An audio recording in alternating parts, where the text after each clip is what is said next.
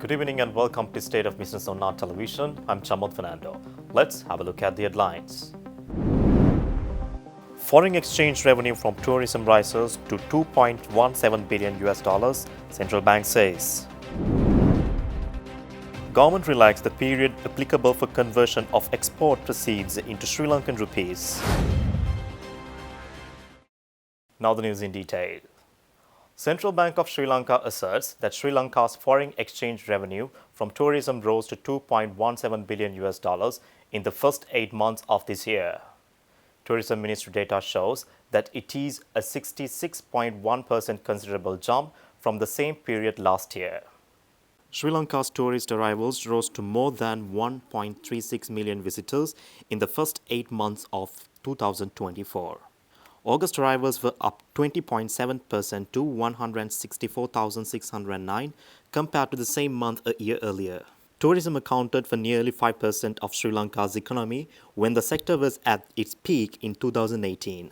Since then, it has been hit by violent Easter Sunday suicide attack in 2019 and COVID-19 pandemic in 2020, followed by an unprecedented economic crisis. Sri Lanka expects 2.3 million tourist arrivals in 2024 with ambitious $5 billion US dollars revenue for the whole year. Tourism earnings in August were estimated at 282.1 million US dollars, up from 210.5 million US dollars in the same month a year ago. The tourism earnings figure is estimated from a survey conducted by the Sri Lanka Tourism Development Authority. Sri Lanka's imports and the merchandise trade deficit have gradually picked up as tourism earnings came in and people in the sector spent the wages and other earnings. Sri Lanka's tourist arrivals in August has fallen significantly, short of the monthly target, marking the largest gap seen so far this year. This shortfall exceeded the previous largest gap of 35,225 visitors recorded in June, which was impacted by the ongoing visa-related issues. As per the provisional data released by the Sri Lanka Tourism Development Authority, the month of August has shown a year-on-year increase of 20.7% with 164,609 arrivals compared to last year. Data also showed that, however, it still fell short by 38,298 visitors from the projected target of 202,907 for the month. The year-to-date tourist arrivals reached 1.36 million. Although the first 2 weeks of August displayed a promising start with an average of 6,545 delayed arrivals, this momentum dropped sharply in the second half of the month, culminating in a low of 2,804 arrivals on 28 August. As a result, the daily arrival average for August stood at 5,310, a decline from July's average of 6,058. India continued to be the largest source of tourists with 33,031 arrivals in August, followed by the UK with 17,587 and China with 11,333. Germany and Italy ranked 4th and 5th respectively. Notably, Russia returned to the top 10 markets, continuing 4,351 visitors. In August, India topped the rivals with 33,031 visitors, followed by the UK with 17,587 and China with 11,333 travelers. India also remains the top source market year-to-date with 258,672 arrivals, while the UK surpassed Russia to claim second place with 127,776 visitors. Russia now ranks third with 123,033 arrivals. For 2024, Sri Lanka aims to draw 2.3 million tourists and generate over $4 billion US dollars in revenue.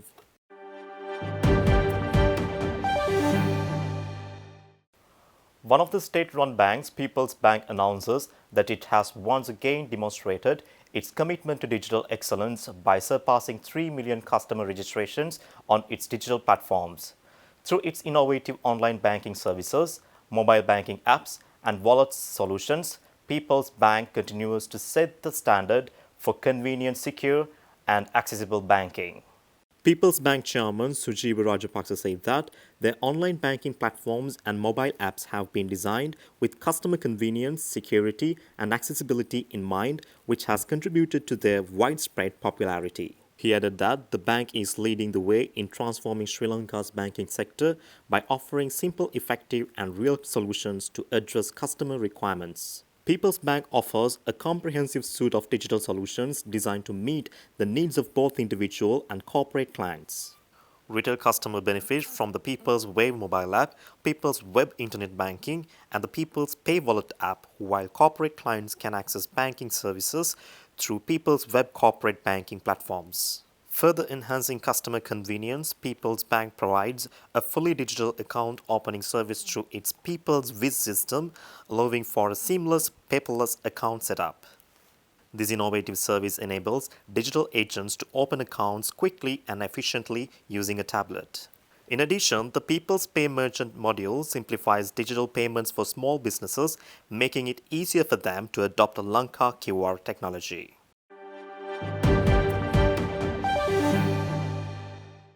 Stay tuned, we will return after this commercial break.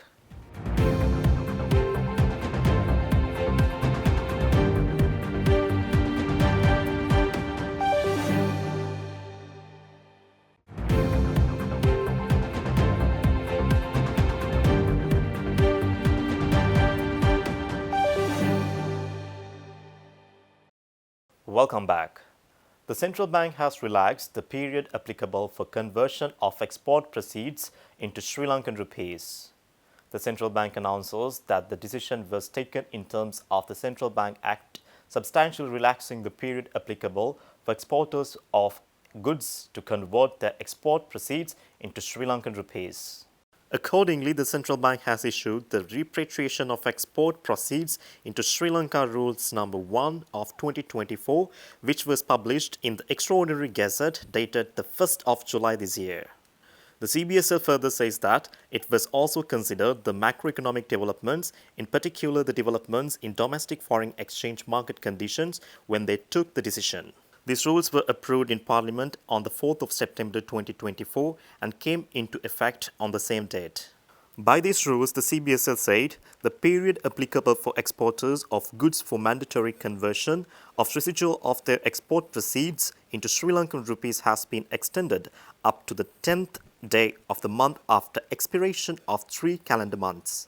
They clarifies that it will include the month of receipt or will count the 3 months from the date of receipt of export proceeds or supply receipts as against the period of the 7th day of the following month.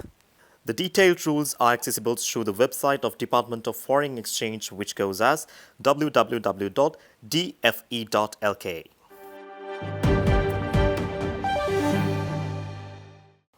The Women's Chamber of Industry and Commerce announced the launch of its annual flagship event, WCIC Pratibhabhisheka Women Entrepreneurs Award 2024.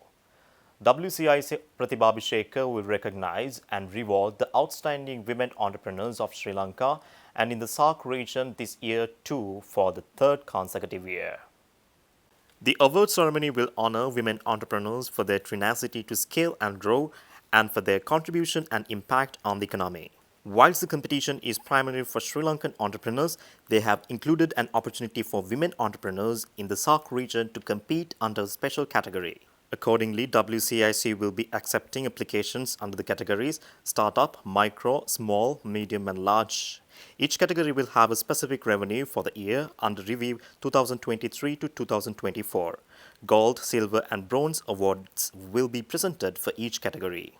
Sri Lanka is too small economy for people to really make a big impact. If we are to make a big impact, we have to push people to go global and to be export oriented. So just to tell you a little bit about the impact that we've seen, one of the things that we also want to showcase to the country is the contribution that is being made by these women. So if you look at the last year, the combined revenue of the Sri Lankan applicants was 35.1 billion. So that's a decent figure only from the applicants. The women entrepreneurs who applied, the combined revenue was 35.1 billion. And we were very happy to see a significant increase in the startups, which accounted for about 35% of the applicants, which is a very positive sign, especially in a situation where we are economically stressed. The WCIC further said that the women will also be considered for a number of special awards such as Young Women Entrepreneur, Outstanding Startup, the Women of Courage, the Most Outstanding Export-Oriented Entrepreneur, Digital Entrepreneur, Most Innovative Entrepreneur, and few other categories. We are actually connected through the SARC chamber. There's a SARC Chamber of Commerce, and the Women's Chamber is also a member of the SARC Chamber of Commerce. And there is a separate SARC Women Entrepreneur Committee is also there, which we are also part of. So through that committee, we actually reach out to the winners in those countries. We also nominate last year and this year to a global, it's not only SARC, it's a global entrepreneur. 2 competitions we have nominated picking from our winners, and they've gone overseas to participate in those. One is IWEC, International Women Entrepreneur Awards. There's another Winning Woman Awards, which is for the Asia Pacific region. The other one is a global one. So we send them to that, and some of the SARC countries also, whenever they have award ceremonies, they reach out to us. But nobody is having a SARC competition at the moment.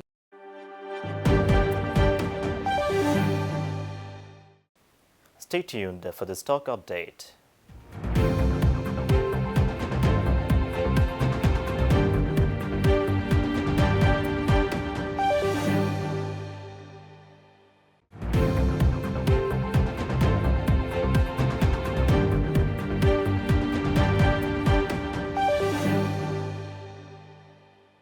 Trading at Colombo Stock Exchange ended on negative notes today. The all-share price index dropped by 112.77 points to close at 10,663.10, and the S&P SL 20 dropped by 53.29 points to close at 2,960.21. The turnover was 1.2 billion rupees and over 32 million shares were traded. Up next are Forex rates.